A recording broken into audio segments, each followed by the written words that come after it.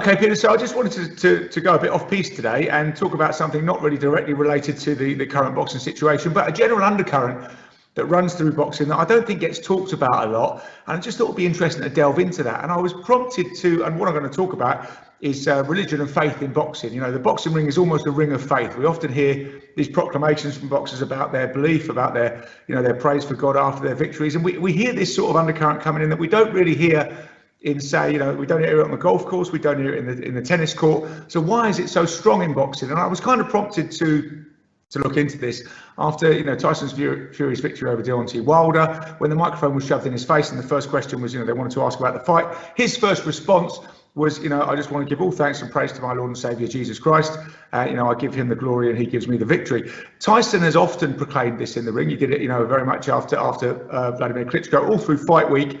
With all the sort of 24/7 stuff going on, he was wearing a Jesus hat. And, Tyson's faith is very strong and sincere, and he credits it with helping him through, his various resurrections in the ring and outside the ring.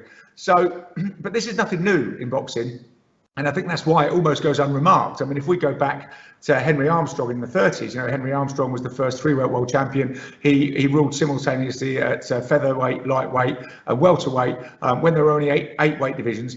And he became a Baptist minister and an ordained Baptist minister, and proclaimed his faith very loudly, as he often did in the ring. And if we go through a few names of famous boxers who openly profess and proclaim their faith, I mean, we've obviously got Muhammad Ali, George Foreman, Evander Holyfield, Yuri Foreman, Nigel Benn, Michael Watson, Tyson Fury, Bernard Hopkins, Manny Pacquiao, Andre Ward, Chris Bird, Robert Guerrero, Sean Porter, Paulie Malignaggi, Hasim Rahman, Matthew Said, Mohammed Dwight White, and I could go on. So you kind of get the picture. Now, Yuri Foreman, obviously notably a rabbi and was WBA super welterweight champion, but Jewish boxers aren't overly represented in that selection. It's normally Christianity or Islam that is represented with those boxers. And I thought we'd just ask why. This is such a strong phenomenon in boxing, and I say it's so kind of ubiquitous and universal that, as I said, I don't think it really gets remarked upon. But I mean, the first thing to think is I think that maybe the nature of the sport, the harsh nature of the sport, the personal combat means that, there's an old saying, there's never any atheists in a foxhole. When you're going into these difficult situations where really, we have to say the boxers, it's something, it can feel like a life or death situation. It can feel intense pressure, for your own personal survival and for your progression. And that prompts almost a reaching out, a realization that you can't do this on your own, that you need to reach out to some sort of higher power to give you some sort of strength and self-belief. And also, it's been proved by sports psychologists that, the repetition and rituals of religion are stress relieving. So, that sort of thing can maybe give a fighter an edge in a dressing room if they're able to go through that. And it really promotes self-belief. And that belief, another very interesting thing that I noticed when I was looking at this is the amount of boxers with a professed faith and religion who've featured in massive upsets, in real David and Goliath upsets. I mean, if we go back to Muhammad Ali, a 7-1 underdog against Sonny Liston, proclaimed in the ring afterwards, I talk to God every day. If God's with me, can't nobody be against me. So, with that faith, and also with that significance and motivation that faith can give you, because it's not just a boxing match.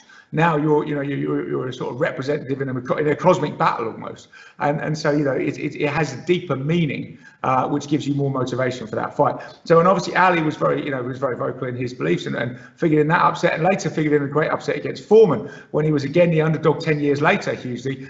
And again, this is about the psychological strength that belief can give you, because he was fighting Foreman, who was supposed to annihilate him, and had disposed of people so easily, like Frazier, that had given Ali so much trouble.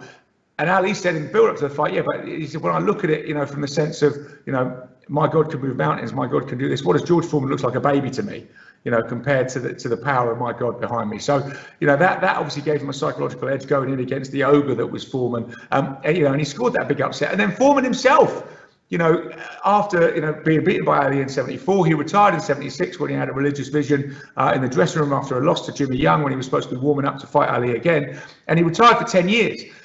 I didn't box again for 10 years. And then at 35, he decided to come back. And lots of people laughed at this and thought, this is ridiculous. At this point, George was, weighing well over 300 pounds. His penchant for hamburgers was well known. He looked terribly out of shape. And he decided he was going to come back at that advanced age after 10 years off. But 10 years later, at 45, he upset Michael Moore. And by the way, Foreman became a minister as soon as he retired, became an ordained minister, and set up a church in Houston where he still preaches. And at 45 years old, he won the heavyweight title of the world back again in a stunning upset from Michael Moore. So, and also, I mean, we could go on about these, but when Buster Douglas beat Mike Tyson, a 42-1 underdog, he credited that with his belief in God, the reason that he wasn't scared of Tyson, and he managed to bring it to Tyson and score that incredible victory. So, and again, you look at Fury Klitschko, again, Fury's faith seemed to give him that self-confidence and self-belief that he was able to upset the champion in his own backyard. And maybe again, when he fought Wilder for the first time, when again that was supposed to be a really sort of disastrous move for Tyson against an established accredited puncher when he'd only had 2 sort of brief comeback fights. So that religious faith as an underpinning for these sort of upsets seems to be able to sort of almost give people create a David and Goliath mindset, where they think, well, I can do this, I can win this because I have this strength and I have this faith on my side. So, and like I say, it brings that greater meaning and motivation to fighters. So I just think it's a fascinating thing as to why it's so prevalent in boxing and why it's such an undercurrent and why it just seems to give such a strong sort of belief and passion to so many fighters. And I think it's we look at other fighters like Nigel Benn, for example, is a great example. Nigel Benn's been down the gym talking extensively about his faith here, and he didn't have that faith in the boxing ring. But when he retired from boxing, his life kind of fell apart. And he attempted suicide. It was drugs, it was alcohol, it was women, it was all those sort of things. And becoming a born-again Christian pretty much saved his life. He now goes around the world in a very healthy and respected individual, talking about his faith and proclaiming that, and also obviously talking about his career. And incidentally, his trainer, Jimmy Tibbs, a very famous, probably one of the most famous, trainers in England, Jimmy Tibbs, again, had quite a past, Jimmy, but became a born-again Christian and had huge success with his fighters and everything else after that. So I think it's a strong undercurrent that runs through boxing. I think it's a very interesting phenomenon. There's various reasons you can say for it, the threat of boxing, the inspiration that it can give people, but I just think it's a fascinating phenomenon. It's there to stay, and I just thought we'd be interesting to look at it today and look at how those people. I mean, again, I could go on about these examples all the time, but Manny Pacquiao, now retired, now running for president of the Philippines, would often pray for his opponents and himself before the fight. And when he fought Floyd Mayweather, another great believer, he said to Floyd, look, maybe we can study Bible verses after the fight. Whether that ever came to pass, I don't know. But, again, a great, exemplar for boxing, a great exemplar for humanity, and a great exemplar for his faith.